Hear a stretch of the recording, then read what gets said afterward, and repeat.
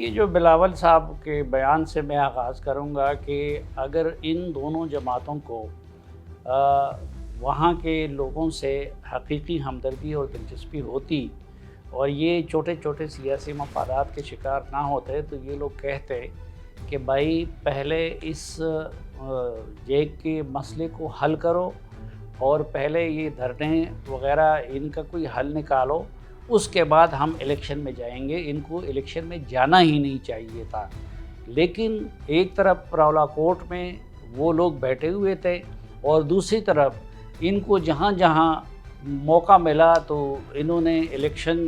کا میدان گرم کیا اور ایک دوسرے کے خلاف یہ اس طرح کے الزامات لگا رہے ہیں کہ ریاست فلاں کے ساتھ ہے، ریاست اس کے ساتھ ہے۔ اگر ریاست ادھر ان کے ساتھ ہے تو پھر اس کا مطلب ہے کہ گلگت بلتستان میں پھر ریاست بلاول صاحب کے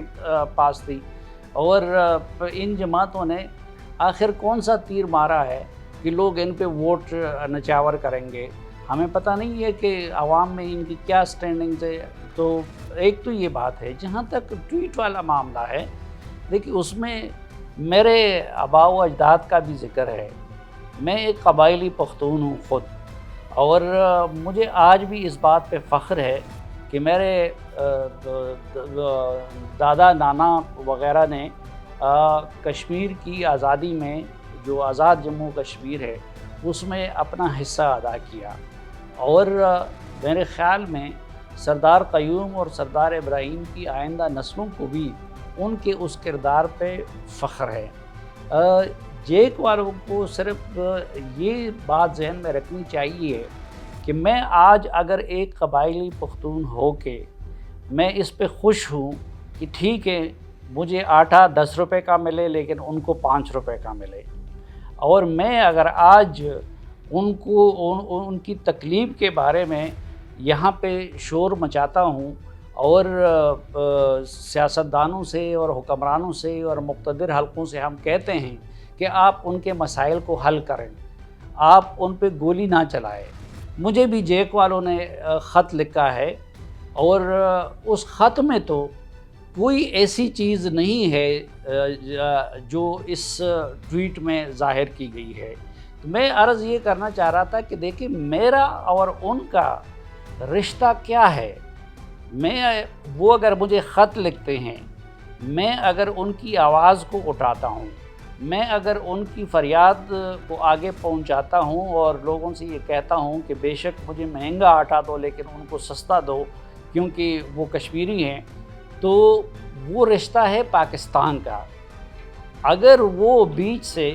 اس پاکستانیت کے رشتے کو نکال لیتے ہیں تو خدا نہ خواستہ پہ تو میرا اور ان کا کوئی تعلق نہیں رہ جاتا۔ اور یہ ان لوگوں نے کیا ہوگا جنہوں نے نہ تو مقبوضہ کشمیر کو دیکھا ہے اور نہ انہوں نے ہندوستان کے حالات سے آگاہی حاصل کی ہے۔ آپ ذرا جا کے جو کشمیر کے مقبرے جو ہندوستانی افواج نے آزادی کی آواز لگانے والوں اور پاکستان کے ساتھ الحاق کے حامی لوگوں پہ جس طرح گولیاں چلائی ہیں، جس طریقے سے تشدد کے نئے نئے طریقے ایجاد کر کے ان کو شہید کرایا ہے، اور ان کے مقبرے آج بڑے ہیں، اس میں نوجوانوں نے شہادتیں دی ہیں، اس میں خواتین نے شہادتیں دی ہیں۔ مقبوضہ کشمیر کے مسلمانوں کی جدوجہد وہ جدوجہد ہے کہ جس میں خواتین کا حصہ بھی سب سے زیادہ ہے، وہاں بچوں کو شہید کیا جاتا ہے۔ تو اگر یہ لوگ مقبوضہ کشمیر کے حالات کو دیکھتے ہیں اور وہاں مسلمانوں کے ساتھ روا رکھ کے جانے والے سلوک کو دیکھتے، آج خدا نہ خواستہ ان کو تو آزاد کشمیر میں کوئی اقلیت میں نہیں بدل رہا، ہم سب دیکھ رہے ہیں کہ مقبوضہ جموں کشمیر میں مسلمانوں کو اقلیت میں بدلا جا رہا ہے۔ اور صرف مقبوضہ کشمیر کو تو چھوڑیں، نریندر مودی کی حکومت میں گجرات کے مسلمانوں کے ساتھ جو کچھ ہوا، باقی ہندوستان میں مسلمانوں کے ساتھ جو سلوک رکھا گیا، تو اس دہائی میں لوگوں نے قائد اعظم کی بصیرت کو سلام پیش کیا کہ واقعی قائد اعظم نے ٹھیک کیا تھا، کیونکہ ہمارا بھی آج وہی حال ہونا تھا جو ہندوستان کے مسلمانوں کا ہو رہا ہے یا کہ مقبوضہ جموں کشمیر کے مسلمانوں کا ہو رہا ہے۔ تو بہرحال جو اگر گولی چلی ہے جیک والوں کے خلاف ہم اس کی مذمت کرتے ہیں، ان کو اپنے لوگ سمجھ کے ڈیل کرنا چاہیے، سیاستدانوں کو اپنی ذمہ داری پوری کرنی چاہیے۔ یہ دیکھیں ان کو شرم نہیں آتی کہ یہ لوگ اپنے ایک ایک حلقے اور ایک ایک پولنگ اسٹیشن کے لیے تو لڑتے ہیں، لیکن 1 مہینے سے زیادہ راولاکوٹ میں یہ لوگ بیٹھے ہوئے ہیں، اور وہاں پہ پیپلز پارٹی کی حکومت تھی اور حکومت ہے، اور مسلم لیگ نون کی مرکز میں حکومت ہے، تو یہ لوگ اس پہ توجہ نہیں دے سکتے تھے۔ حالانکہ توجہ یہ مستحق تو وہ جگہ ہے کیونکہ وہاں پہ انسانوں کی ہلاکت کا خدشہ تھا۔ کل بلاول بھٹو صاحب کے ایک کارکن جاں بحق ہوئے، اس پہ ہم نے بھی دکھ کا اظہار کیا۔ اب اس سے بڑا سانحہ کوئی نہیں ہو سکتا، لیکن یہاں پہ کئی انسانوں کی زندگیاں وہ خطرے میں ہیں، اور اس میں بالکل ہم مانتے ہیں کہ جیک کے بعض مطالبات وہ ناجائز ہوں گے، لیکن مذاکرات اس لیے کیے جاتے ہیں، ایک ایکسٹریم پہ ہوتا ہے اور دوسرا دوسرے ایکسٹریم پہ ہوتا ہے، اور مذاکرات کے ذریعے کوئی میٹنگ پوائنٹ کو تلاش کیا جاتا ہے اور اس کو لایا جاتا ہے۔ لیکن ہماری سیاسی جماعتیں یہ الیکشن میں مصروف ہو گئی اور اس کو چھوڑ دیا ہمارے اپنے مقتدر حلقوں پہ کہ آپ جانیں اور احتجاج کرنے والے جانیں۔ تو میرے خیال میں اب بھی وقت ہے، الیکشن کے باقی 2 مرحلوں سے زیادہ ضروری جو ہے وہ یہ مسئلہ ہے کہ ان لوگوں کو بٹھایا جائے، ان کو سمجھایا جائے، ان کے جو جائز مطالبات ہیں ان کو پورا کیا جائے، اور جو اس طرح کی ناجائز چیزیں ان میں سے کسی کی طرف سے سامنے آتی ہیں تو ان کو بتا دیا جائے کہ زمینی حقائق کیا ہے۔ اس طرح کے ناجائز مطالبات کر کے آپ لوگ اپنے آپ کو ہمدردیوں سے محروم کر رہے ہو۔ مثلا میری ہمدردیاں میں نے تو آپ کو بتا دیا کہ جب تک پاکستانیت کا رشتہ ہوگا درمیان میں تو میری ہمدردی ان کے ساتھ ہوگی، لیکن خدا نخواستہ اگر وہ فریق پاکستانیت کے رشتے کو توڑتا ہے تو پھر تو میری کوئی ہمدردی نہیں ہوگی ان کے ساتھ۔ یہ تو زمینی حقائق کے بھی منافی چیز ہے۔ سردار قیوم نے اور سردار ابراہیم نے اور قبائلیوں نے آزاد جموں کشمیر کو جرنیلوں کے حوالے نہیں کیا تھا۔ اس وقت پاکستان کی فوج اتنی نہیں بنی تھی، اور فوج کا سربراہ بھی وہ ایک انگریز تھا، تو ہسٹوریکلی بھی یہ بات ان کی غلط ہے کہ آزاد جموں کشمیر کو ان کے حوالے کیا گیا ہے۔ دوسری بات یہ ہے کہ آزاد جموں اور کشمیر کو آزاد رکھنے کے لیے جہاں ایک طرف ان لوگوں نے قربانیاں دی تھی یا قبائلیوں نے قربانیاں دی تھی، تو وہاں پہ آپ کے کیپٹن کرنل شیر سے لے کے جتنے بھی آپ کے شہداء ہیں، تو یا خود لاہور کے لوگوں نے بھی قربانیاں دی ہیں۔ انڈیا کے ساتھ ہماری جنگیں کس بنیاد پہ ہوئی ہیں؟ انڈیا کے ساتھ جتنی بھی جنگیں ہوئی ہیں وہ کشمیر کی بنیاد پہ ہوئی ہیں،